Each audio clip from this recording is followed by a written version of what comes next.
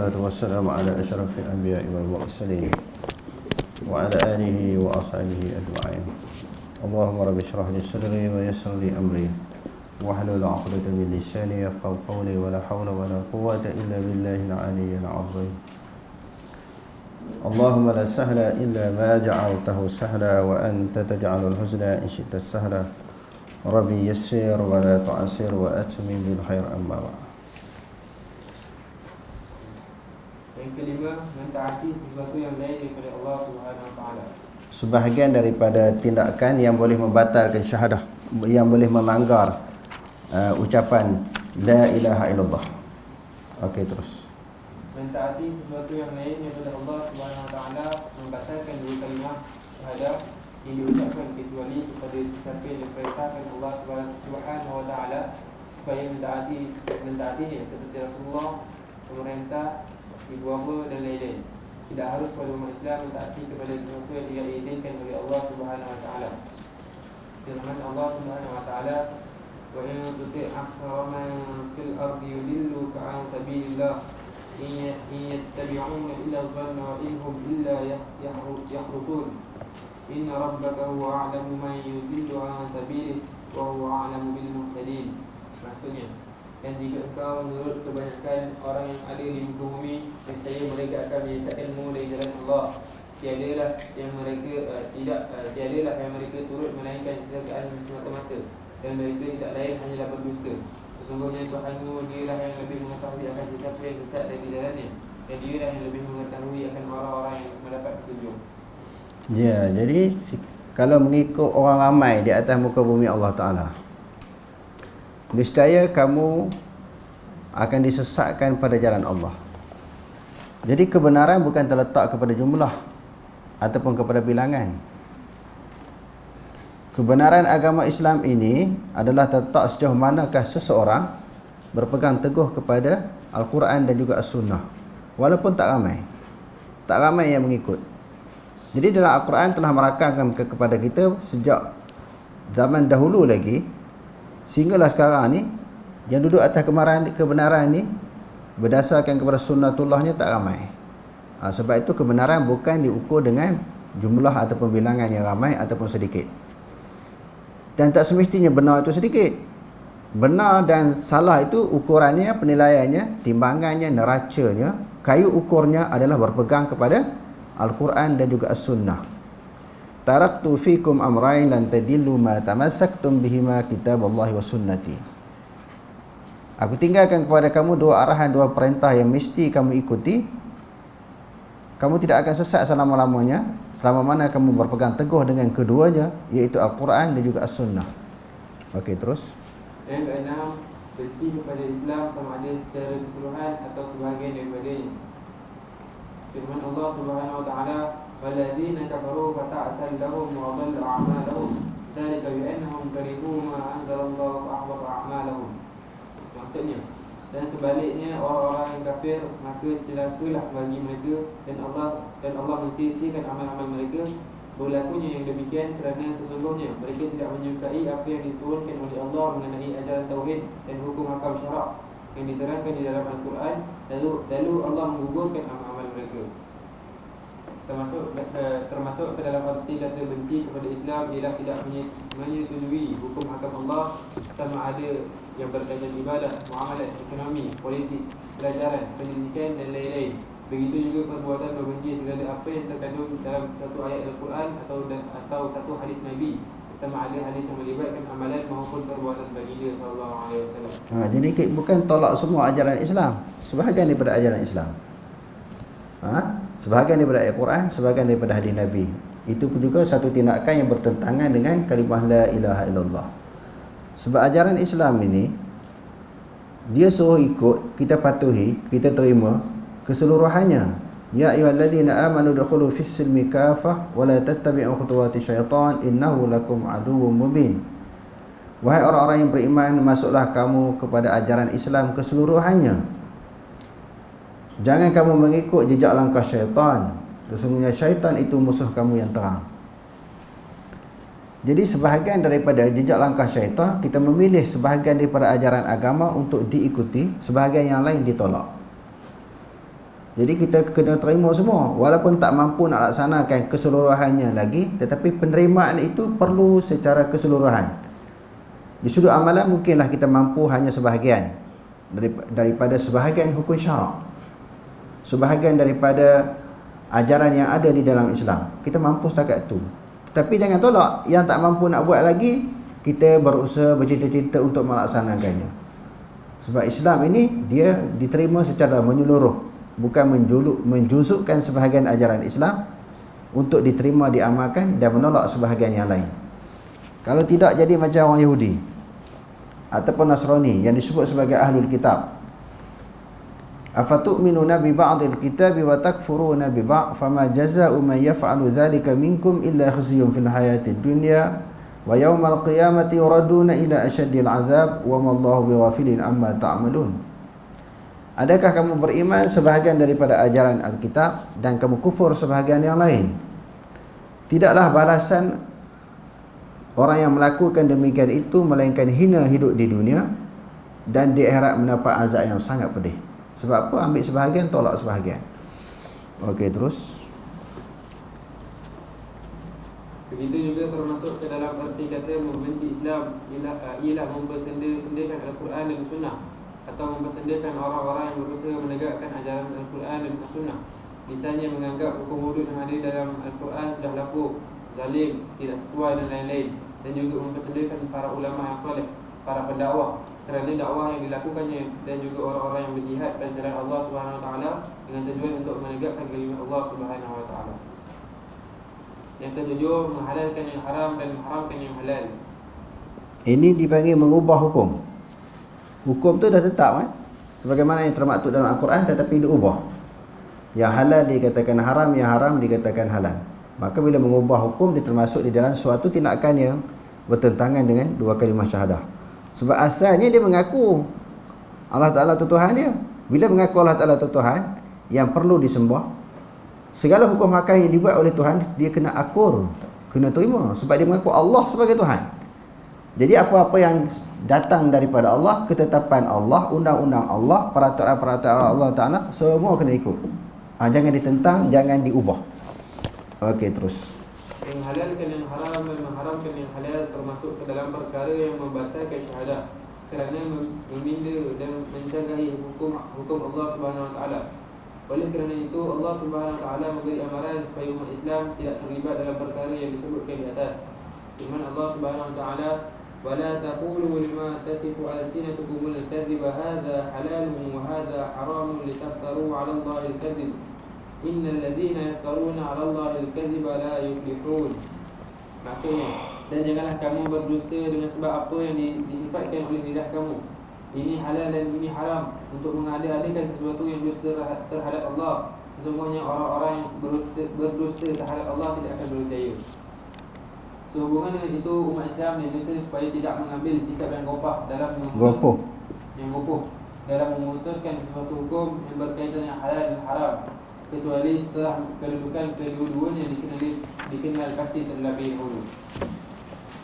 Menjadi kebiasaan kepada ulama salaf terdahulu, apabila mereka berhadapan dengan sesuatu yang tidak ada nafs, mereka menyatakan, ini aku tidak suka, ini aku tidak setuju, ini aku benci. Mereka tidak terus mengatakan ini halal, ini haram, kerana bagi mereka ia masih berada dalam keadaan samar-samar. Apalagi jika seseorang memang jahil tentang isu yang dia berhadapan dengannya. Dan ke-8, tidak beriman dengan nas-nas Al-Quran dan Sunnah. Datang dalil dari Quran dan Sunnah, dia tolak. Ni berat.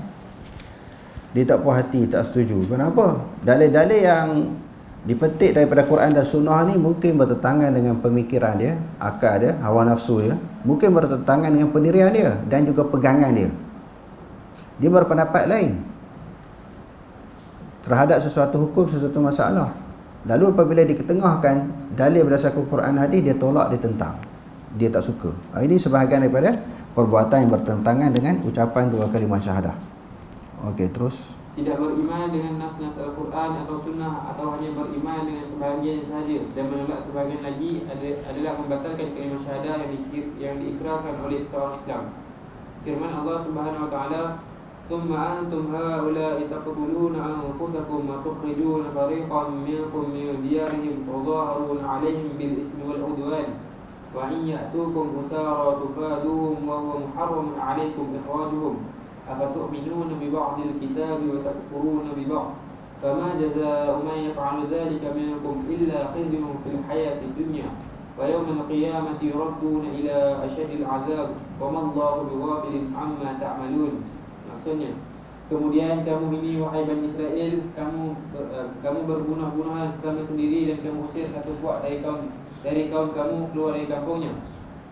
Kamu pula saling bantu-membantu dengan orang lain untuk menentang mereka dengan melakukan dosa dan penganiayaan. Padahal kalau mereka datang kepada kamu sebagai orang tawanan, kamu tebus mereka. Sedang perbuatan mengusir mereka diharamkan juga atas kamu. Setelah itu maka patutkah kamu hanya percaya kepada sebahagian dari sisi kitab Taurat dan mengingkari akan sebahagian yang lain? Maka tidaklah balasan bagi orang yang berbuat demikian itu dari antara kamu selain dari kehinaan ketika hidup di dunia. Dan pada hari kiamat akan ditolak mereka ke dalam azab siksa yang amat berat. Dan ingatlah Allah tidak sekali-kali lalai akan apa yang kamu lakukan. Yang kesembilan, memberikan wala' kepada orang kafir dan munafik. Memberi wala'. Wala' ni maknanya ketaatan setia. Bukan sahaja melibatkan kita sokong. Wala' ni dia, ketaatan setia ni maknanya dia tak boleh berubah. Kok mana pun betul salah, dia tetap memberi ketaatan. Itu maksudnya. Jadi tidak boleh diberi ketaatan setia itu kepada orang kafir dan juga orang-orang yang munafik. Kalau kita tengok dalam Al-Quran terlalu banyak larangan Allah Subhanahu Wa Taala berbuat demikian. Sebab bila diberi ketaatan dan wala' sepenuhnya kepada orang yang bukan Islam ini, sudah tentu mereka akan mengubah hukum, peraturan, undang-undang yang telah ditetapkan oleh Allah Subhanahu Wa Taala akan diubah. Kerana mereka tidak beriman kepada Allah, mereka tidak terikat, tertakluk kepada hukum dan juga undang-undang. Undang-undang dan hukum yang dimaksudkan di sini undang-undang Allah dan juga undang-undang Rasul. Adapun undang-undang yang lain mereka boleh patuhi, mereka boleh akur, mereka boleh menerimanya. Tetapi undang-undang Allah mereka tidak boleh menerima. Tiba-tiba dilantik mereka ini menjadi pemimpin, mereka akan mengubah hukum hakam yang telah ada di dalam Quran dan juga hadis. Dan mereka akan melonggarkan pegangan orang Islam terhadap kepada dua kitab ini, kepada dua peraturan yang datang daripada Quran dan juga hadis. Jadi makna apa memberi wala' ni? Ketaatan setia. Okey, terus orang-orang Islam tidak boleh meredai kepimpinan orang-orang kafir meskipun dibenarkan berbuat demikian dalam situasi takut dan bimbang, iaitu apabila orang-orang kafir menguasai negara Islam. Ni kalau tak sokong kena bunuh. Dalam keadaan situasi suasana takut. Jadi itu diberi kelonggaran, diberi kemaafan. Tetapi dalam keadaan aman, kita kena cari orang Islam. Kena cari orang Islam. Nampak?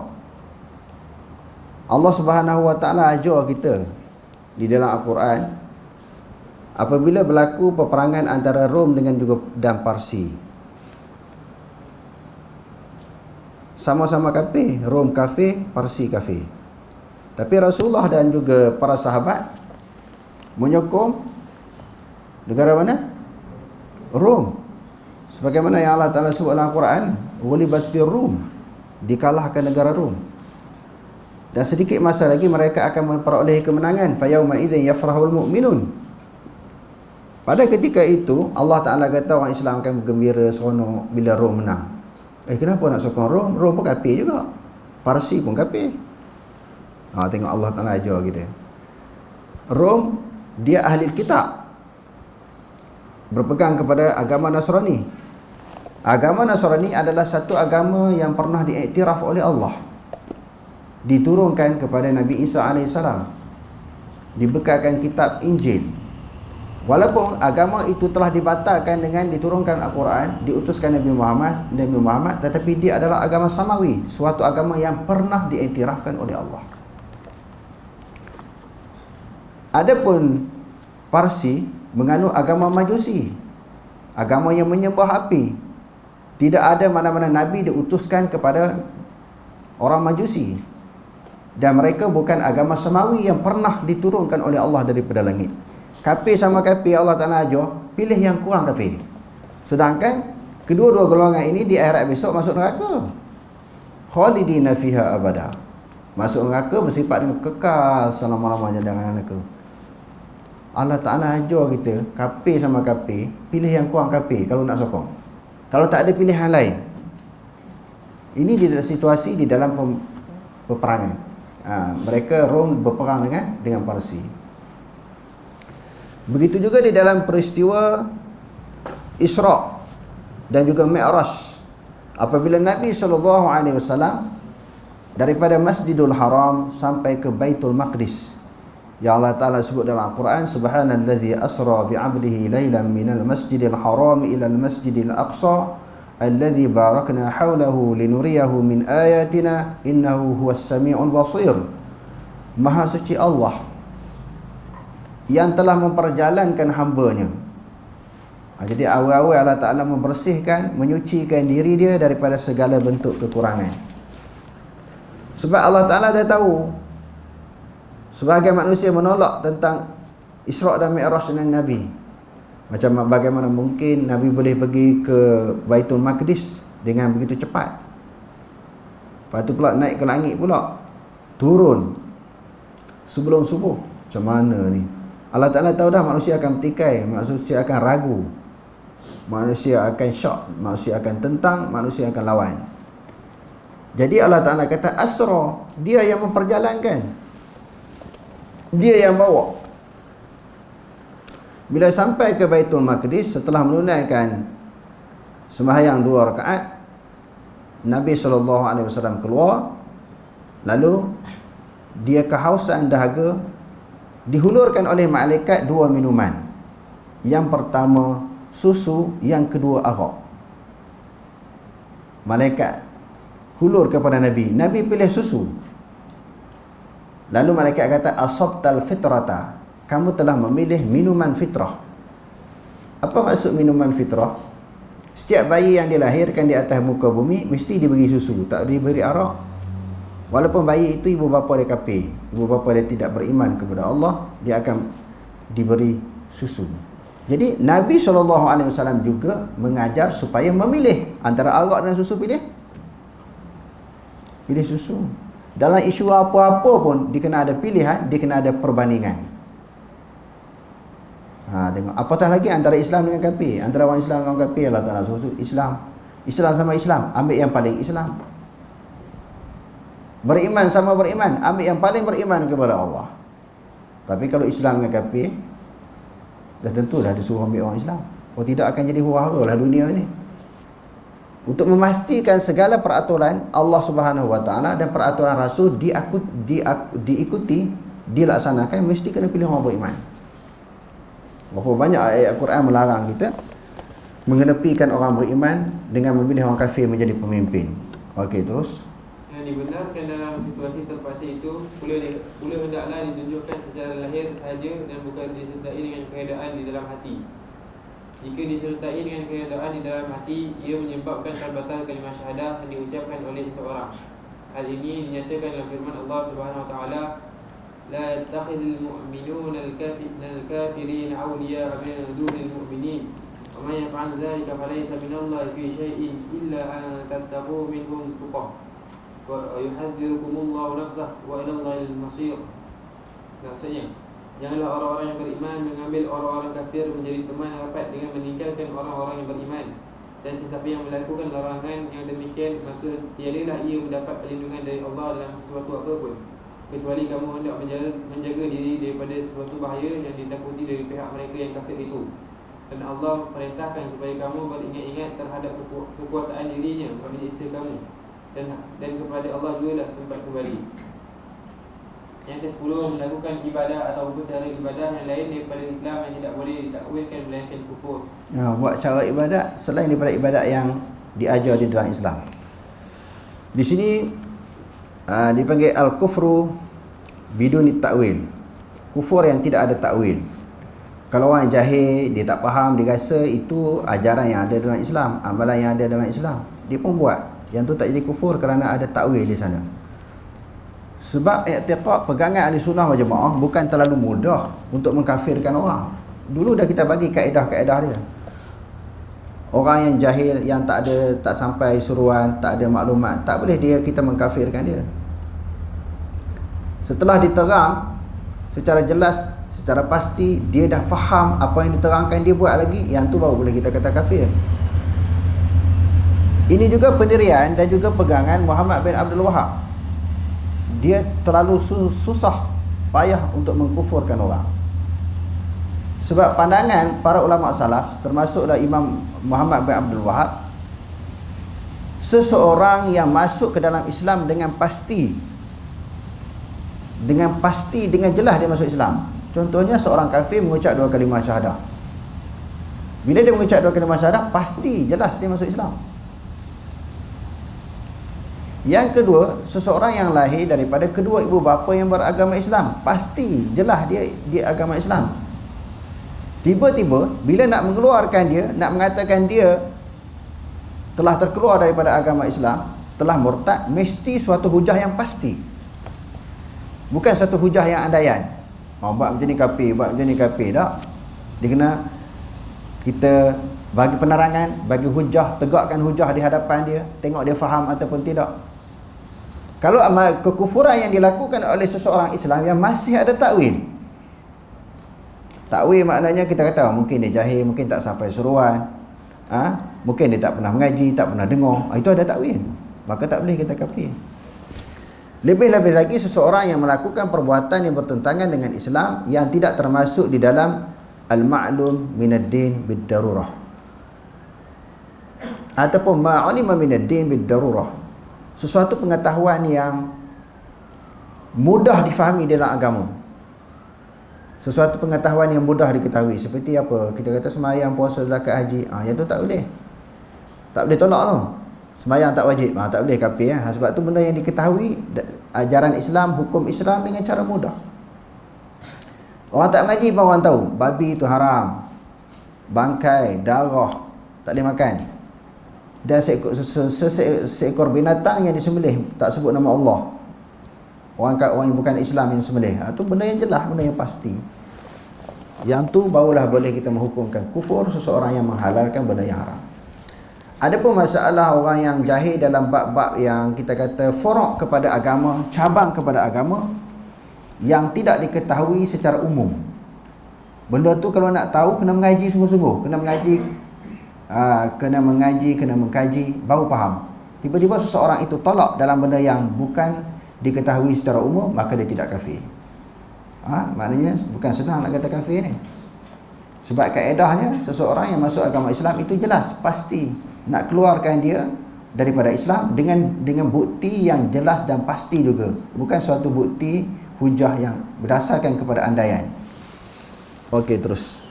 Misalnya rukuk dan sujud kepada yang lain daripada Allah Subhanahu Wa Taala, atau melakukan pemujaan atau penyembahan seperti mana yang dilakukan oleh orang kafir atau bukan Islam.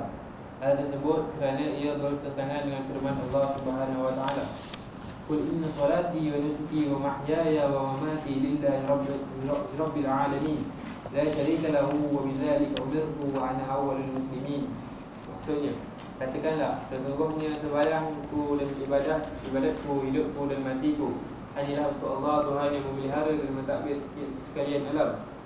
Tiada sekutu baginya, dan dengan yang demikian sahaja aku diperintahkan, dan aku di antara seluruh umatku adalah orang Islam yang awal pertama, yang berserah diri kepada Allah dan mematuhi perintahnya.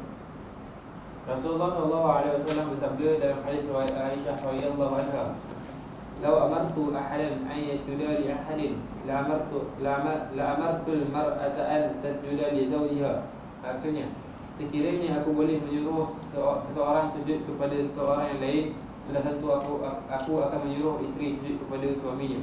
Jadi dalam hadis ni, sujud hanyalah hak mutlak Allah.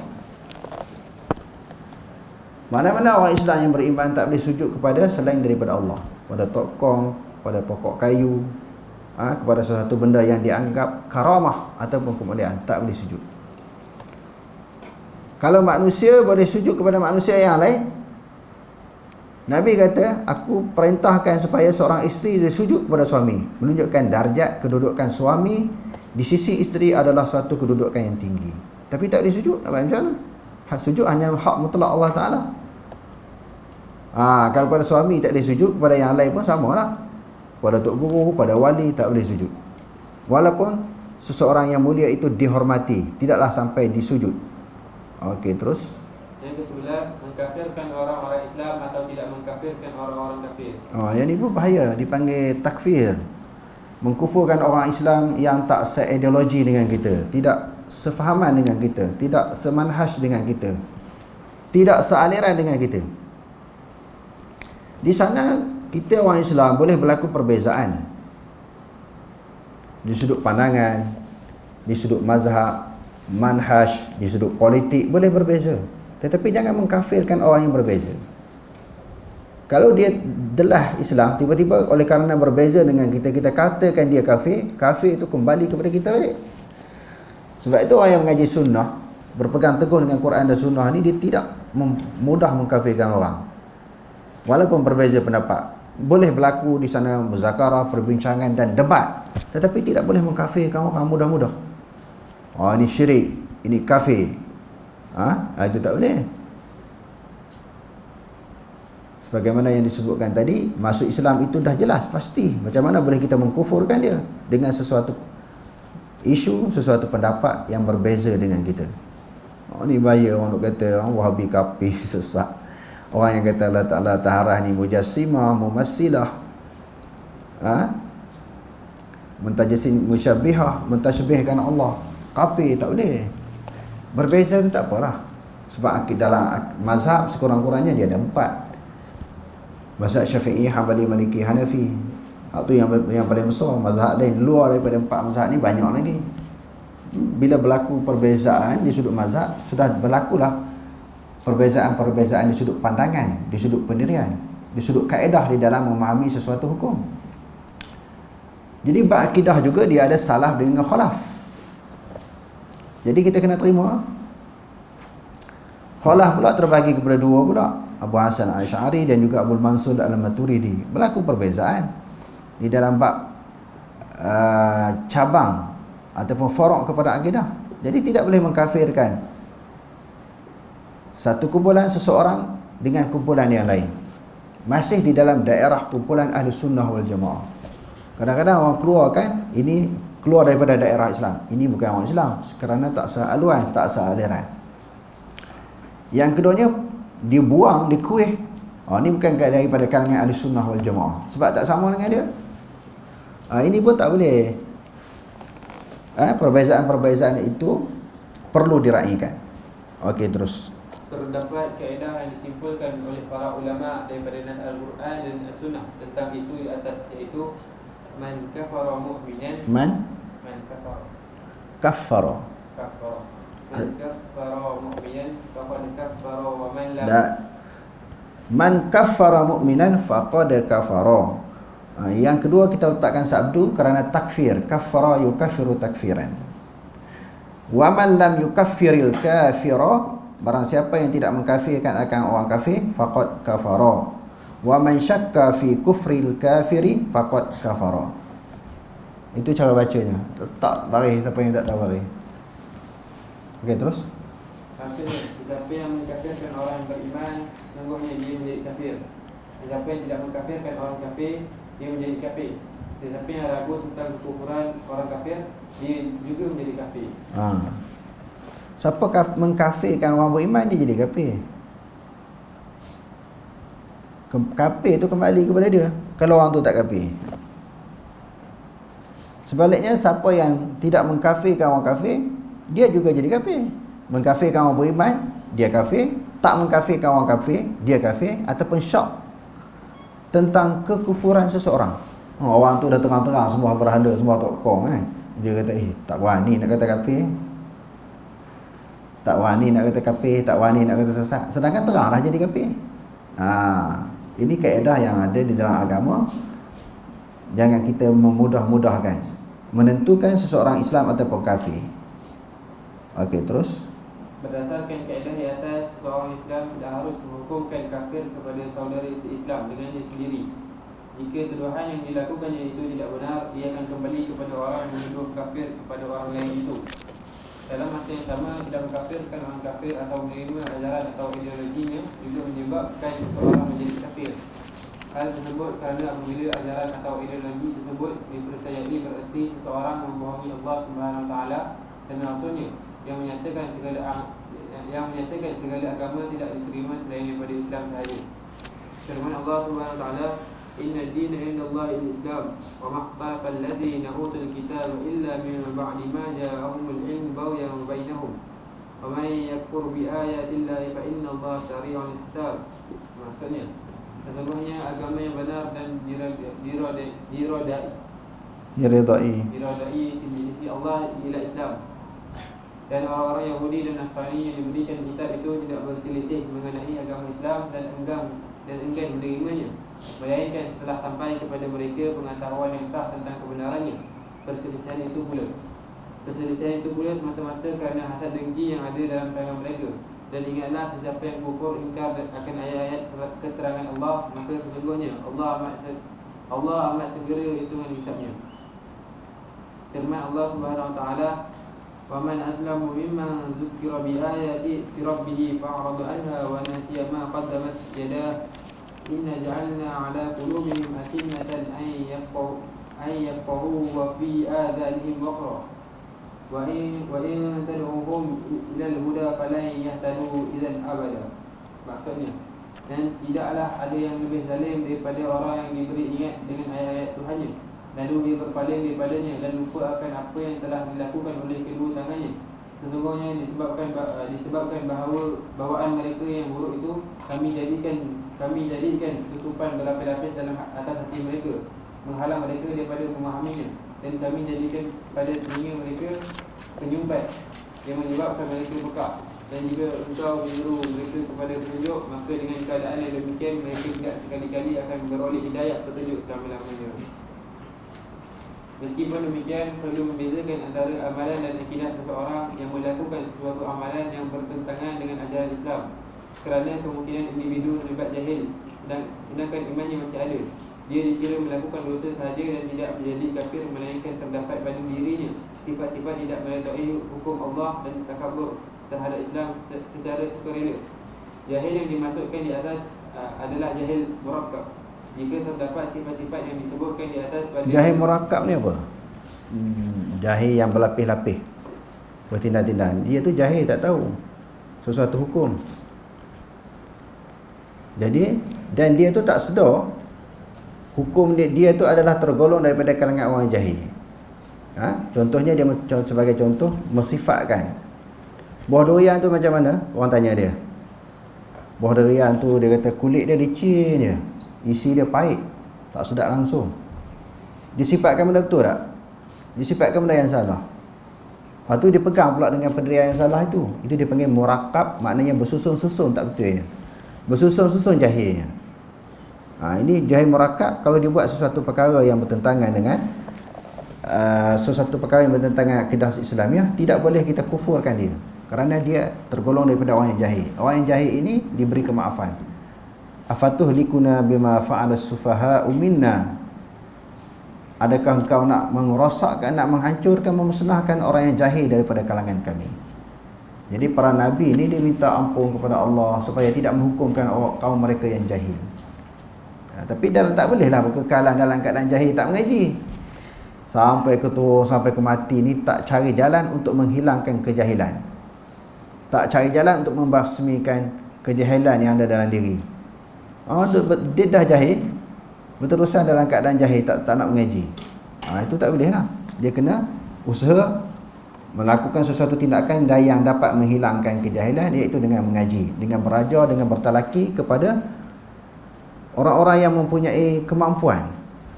Sekarang ni berlaku perbezaan, banyak orang yang berceramah, mengajar, tetapi di sudut isi kandungan ceramah mengajar tu tak ada. Bila kita kata mengaji, kena pilih guru juga, bukan ikut dan. Kalau nak tengok dalam Facebook, YouTube tu macam-macam tok guru, macam-macam ustaz. Ceramah setengah jam, satu dalil ayat Quran, hadis tak bagi. Duk cerita buat lawak, duk cerita tentang orang ni, perli orang ni. Dalil Quran tak bagi, mengajar apa? Dia penceramah-penceramah yang perlu ditapis. Ada beberapa individu tu begitulah, dia ceramah di mana pun tak ada ilmiah. Jadi masyarakat kena tapis, bukan nak kira bila mengaji ni nak seronok. Seronok ustaz ni pandai buat lawak, pandai menyanyi, tak mengantuk. Orang tu penuh dia mengajar. Penuh masjid, penuh surau. Tapi kualiti macam ilmu yang disampaikan tu tak ada. Bukan kata mengaji, asal pakai tangkap muat lah, siapa-siapa nak mengaji dengan siapa pun boleh. Tak tahu dalil, tak tahu ujung pangkal, dia berceramah apa pun tak tahu. Ceramah-ceramah ni bila berkaitan dengan agama, nak ajak orang kepada Allah dan Rasul. Ceramah ke, mengajar ke, apa sahaja yang berkaitan dengan agama, nak ajak orang kepada Allah dan Rasul. Tapi dalil daripada Allah dan Rasul tidak diketengahkan, tidak dikemukakan. Nampak? Ilmu tak ada. Jadi walaupun dituntut supaya kita mengaji, tetapi kena pilih siapa yang mengajar. Bukan sekadar ada tauliah. Sekarang ni orang bising isu tauliah. Ada tauliah pun kalau mengajar tak pandai. Sebab tak nak masuk tauliah, ada kursus. Dia bagilah soalan-soalan andaian tu. Dia hafal-hafal, masuk periksa dia dulu. Lepas tu pergi mengajar. Bila dia nak mengajar, dia lenggang. Mana dia bagi buka kitab? Bila nak mengajar, nak ceramah, dah ada tauliah ni, satu kebenaran ni, kebenaran yang tinggi, suatu anugerah yang hebat, boleh mengajar, ada tauliah tak salah. Ada lagi masalahnya sebenarnya, bukan masalah di sudut undang-undangnya, di sudut penyampaian yang paling besar. Ilmu adalah amanah. Di sudut undang-undang kamu terlepas, sebab kamu ada tauliah. Setiap negeri ada tauliah, boleh mengajar, boleh ceramah. Tetapi sudut kualiti ceramah, maklumat yang disampaikan, adakah sejajar dengan Quran hadis? Kalau nak tapis yang tu, kena tarik balik tauliah.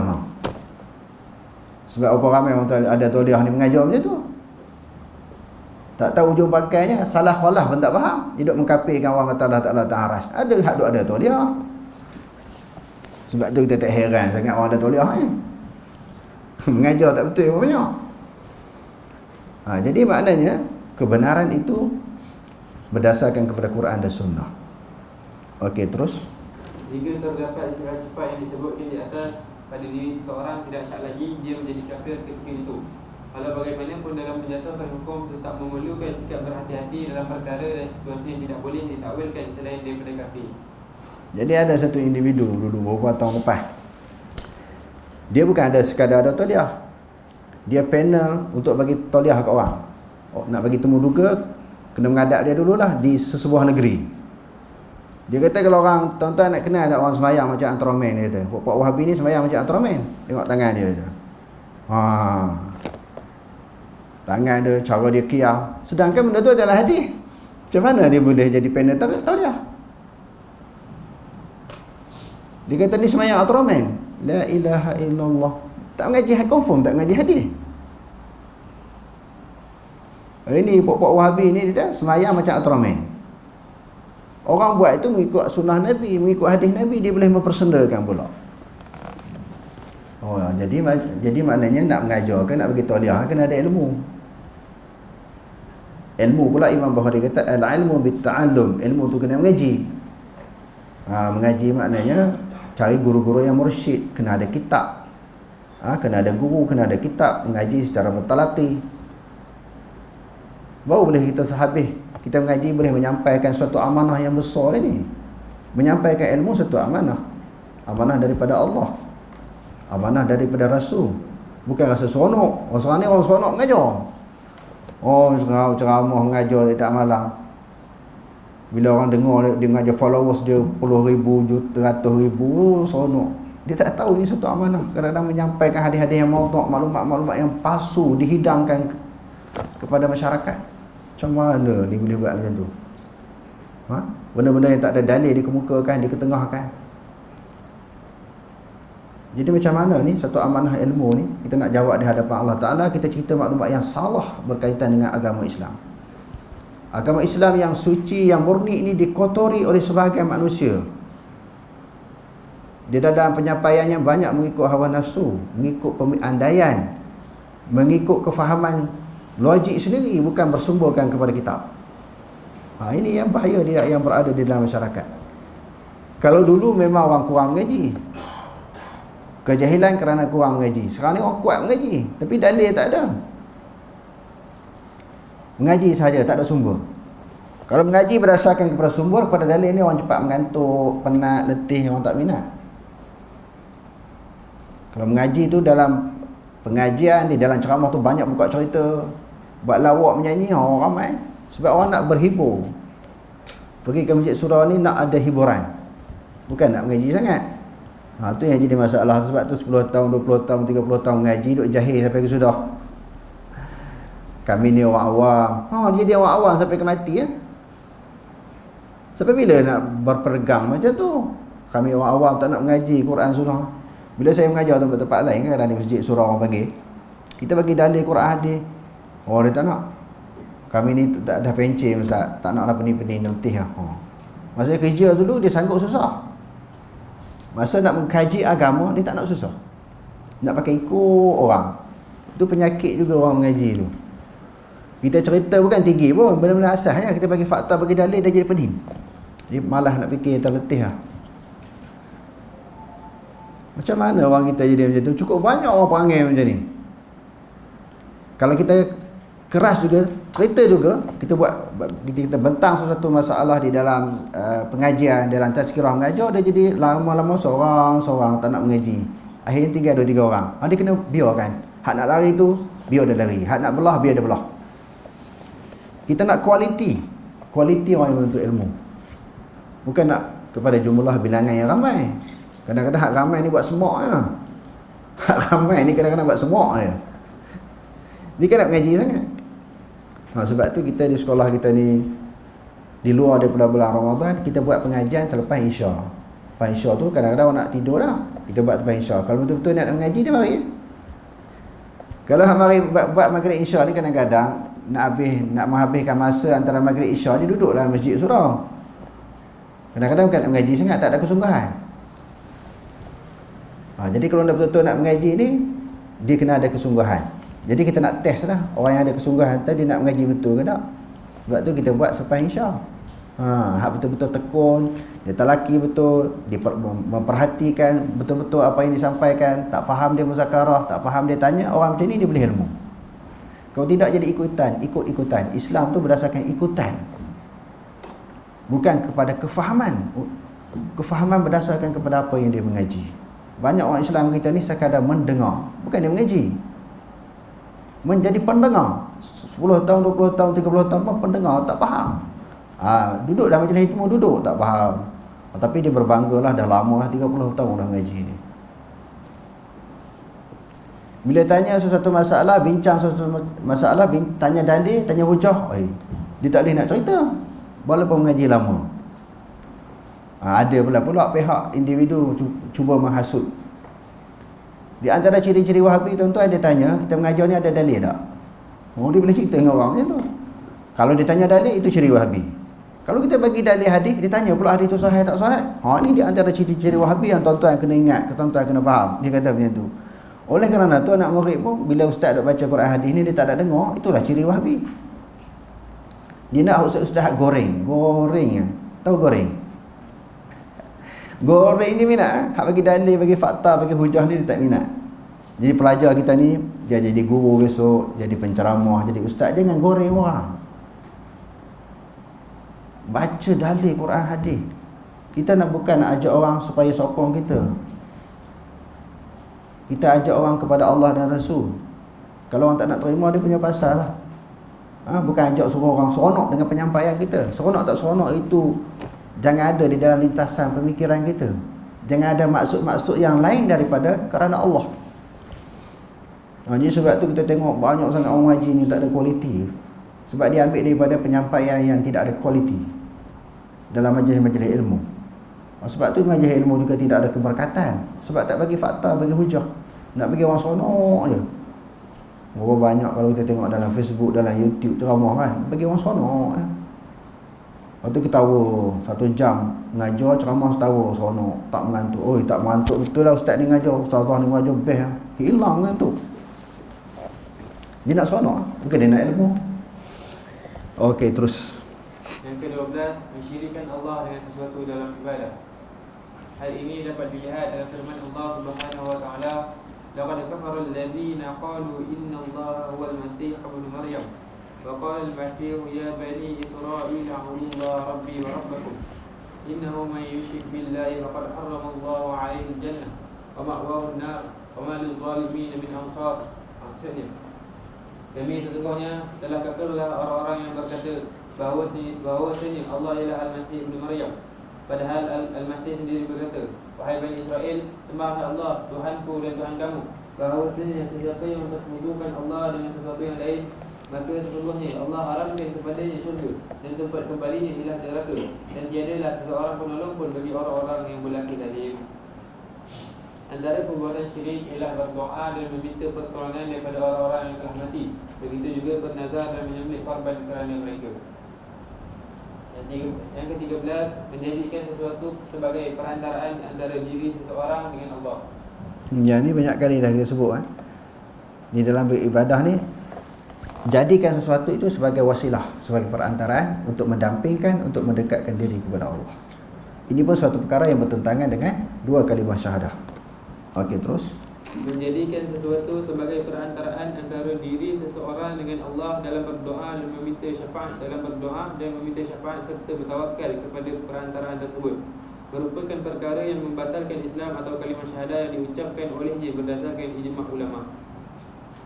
Yang ke-14, mengikutkan petunjuk yang lain daripada petunjuk Nabi Muhammad SAW lebih sempurna.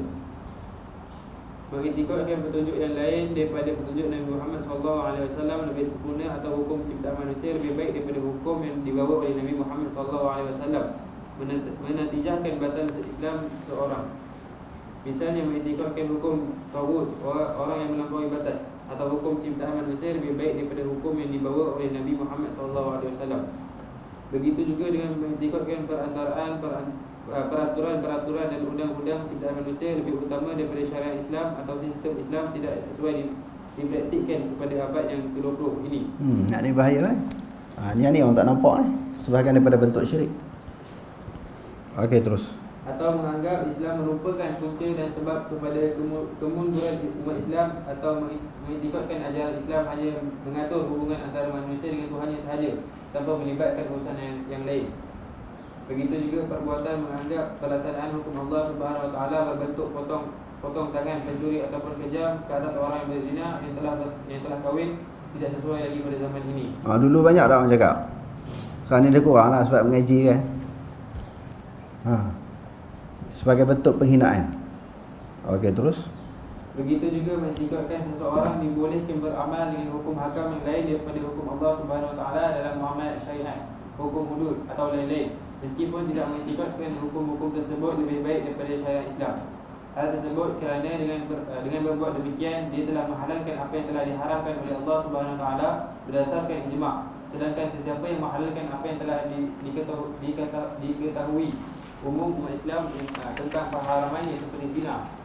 Dia pengetahuan secara umum, kaedah yang kita sebutkan tadi, al-ma'lum minad din bid-darurah ataupun ma'ulima minad din bid-darurah. Sesuatu yang diketahui di dalam agama ini dengan cara umum, dengan cara mudah difahami, dia tolak. Yang tu boleh terkeluar daripada Islam. Seperti zina, arak, riba dan hukum dengan sesuatu yang lain daripada syariat Allah Subhanahu Wa Taala, dia menjadi kafir dengan ijma' orang-orang Islam. Yang ke-15, membenci sesuatu yang dibawa oleh Rasulullah SAW. Membenci sesuatu yang dibawa oleh Rasulullah SAW meskipun mengamalkannya, menjadikan orang yang berbuat demikian menjadi kafir. Hal tersebut berdasarkan firman Allah Subhanahu Wa Taala, "Dzalika bi'annahum karihu ma anzalallahu fa ahbata a'malahum." Maksudnya, berlakunya yang demikian kerana sesungguhnya mereka tidak menyukai apa yang diturunkan oleh Allah mengenai ajaran tauhid dan hukum hakam syarak yang diterangkan di dalam Al-Quran. Lalu Allah menggugurkan amal-amal mereka.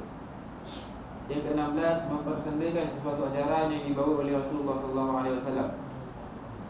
Mempersendakan sesuatu ajaran yang dibawa oleh Rasulullah SAW atau terhadap pahala atau balasan seksa daripada Allah SWT menyebabkan orang yang berbuat demikian menjadi kafir. Firman Allah Subhanahu Wa Taala, "La ta'tadiru qad kafartum ba'da imanikum." in aku an ta'ifatin minkum nu'adzib ta'ifatan bi'annahum kanu mujrimin. Maksudnya, janganlah kamu berdalih dengan alasan-alasan yang dusta, kerana sesungguhnya kamu telah kufur sesudah kamu melahirkan iman. Jika kamu maafkan sepuak dari kamu kerana mereka bertaubat, maka kami akan menyiksa sepuak yang lain kerana mereka adalah orang-orang yang terus bersalah. Yang ke-17, membantu dan menolong orang-orang musyrikin bagi menentang orang-orang Islam. Membantu dan menolong orang-orang musyrikin bagi menentang orang-orang Islam, menjadikan orang yang berbuat demikian sebagai kafir. Firman Allah Subhanahu wa taala, "Ya ayyuhalladzina amanu la tattakhidul yahuda wan nasara awliya ba'dhum awliya'u ba'd wa man yatawallahum minkum fa innahu minhum innallaha la yahdil qaumadh dhalimin." Maksudnya, wahai orang-orang yang beriman, janganlah kamu mengambil orang-orang Yahudi dan Nasrani itu sebagai teman rapat, kerana setengah mereka menjadi teman rapat kepada setengahnya yang lain. Dan sesiapa di antara kamu yang menjadikan mereka teman rapatnya, maka sesungguhnya ia adalah dari golongan mereka itu. Sesungguhnya Allah tidak memberikan petunjuk kepada kaum yang merasa zalim. Wallahu a'lam. Aqulu qawli hadza wa astaghfirullah al-'azim li wa lakum. Wassalamu alaikum warahmatullahi wabarakatuh.